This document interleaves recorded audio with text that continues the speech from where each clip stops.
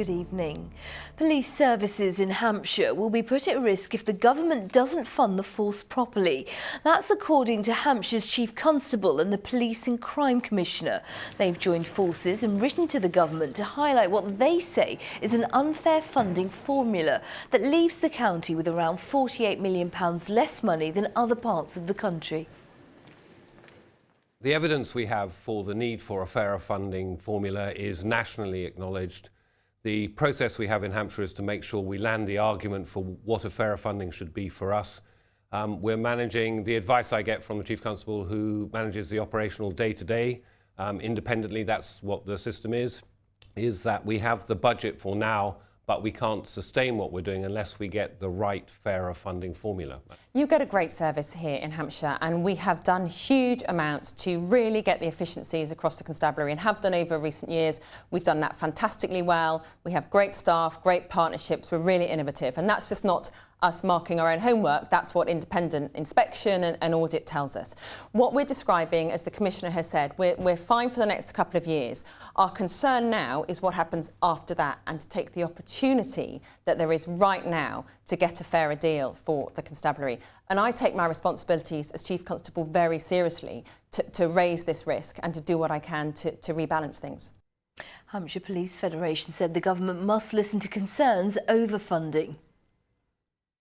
Police officers and police staff will be watching this with great interest because they know if the government don't change their position, it will be exceptionally damaging for a police force who's already been crippled by devastating budget cuts. And when we take so much money out of the system and policing is changed fundamentally, it reduces the ability to give that very best gold standard service. We just simply can't do it.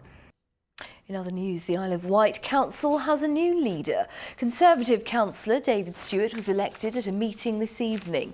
It follows the resignation on Monday of the former leader, Jonathan Bacon, and his deputy, Steve Stubbing. They were both independents. They said they quit because of austerity. The Coroner's Office in Dorset has released the name of a woman who died in a chemical incident at Bournemouth University. 30-year-old Jennifer Lander was found at a property in the student village near the university's Talbot campus. Flowers have been laid by other students outside where she lived. Dorset police say her death was not suspicious. A man has been arrested on suspicion of stabbing an 18-year-old at a McDonald's in Brighton. Police were called to the restaurant on London Road yesterday afternoon.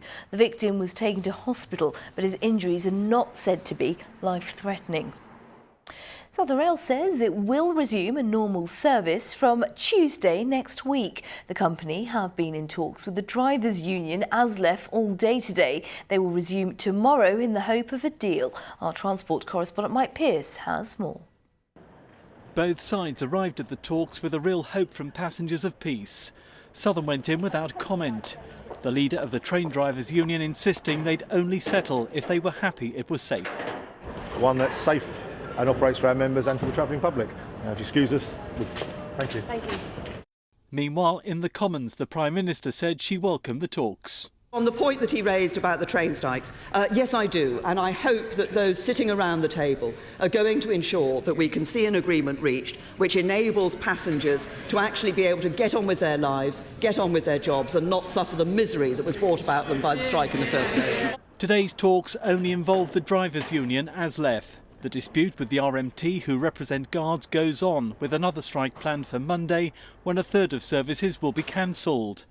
With the drivers' strike suspended, Southern say it will be able to operate a near-normal service from Tuesday.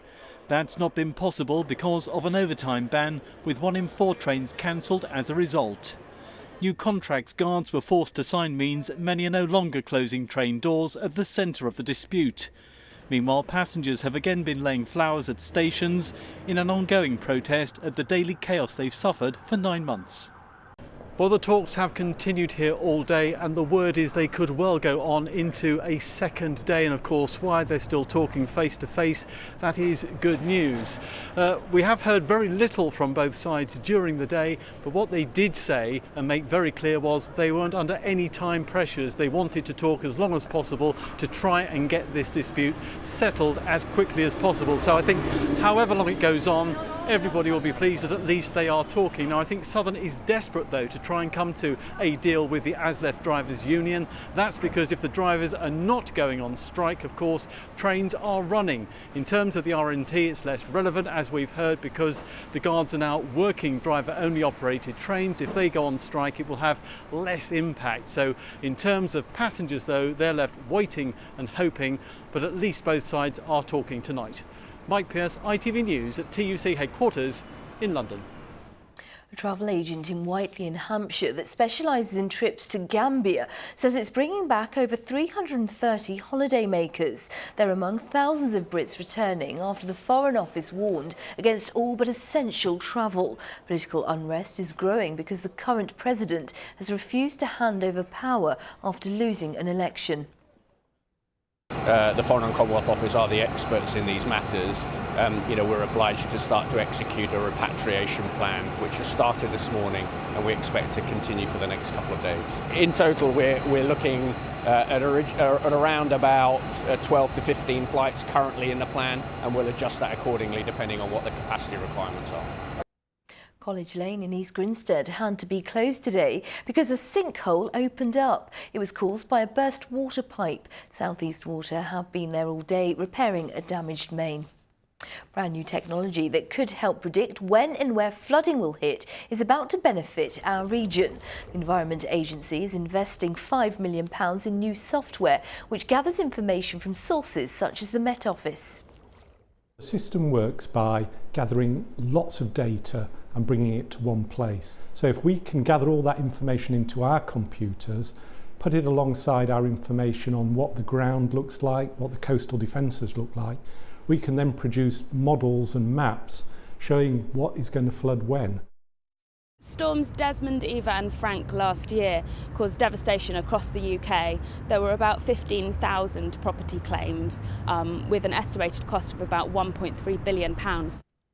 Sport, and with the finishing line ever closer, Hampshire yachtsman Alex Thomson has continued to close in on the leader in the Round the World Vendée Globe race. But the Gosport sailor has acknowledged that it looks as though he'll run out of time after 70+ days at sea. With more, here's Chris Morn. Thomson aboard Hugo Boss has halved the lead of race leader Amal Leclache in what became a sprint up the Atlantic Ocean. Thomson set a new world record as he sped over 536 miles in just 24 hours, cutting the Frenchman's lead to 35 miles. This animation shows the two yachts heading up towards the Scilly Isles before they turn back on the wind for the finish at Les Sables d'Olonne. I'm not really thinking about the finish at all, mate. I just try and carry on with what I've been doing the whole way through, you know. There's not no point changing anything now. A former round-the-world record breaker, Dame Ellen MacArthur, reckons Thomson will fight on, and he shouldn't lose hope, even if he trails close to the finish. It's not a done deal, so he'll be fighting right till the end, and things really can go wrong in the final hours of the Vendée. It has before, keels falling off. You know, I had a force-day failure a few days from the finish. Anything can happen, so it really is all still to play for. Dame Ellen MacArthur there, and we have an update on Alex Thomson's progress. He is now 57.6 nautical miles off the leader, and we'll be following him to the Vendée finish tomorrow. Football in Southampton were in action against Norwich at St Mary's for the third round of the FA Cup. They won 1-0. The Saints will go on to play Arsenal in the fourth round later on this month. Let's take a look at the weather now with all the details tonight. Here's Simon. From sleet to the slopes, driving through Europe. Eurotunnel the Shuttle sponsors ITV Meridian weather.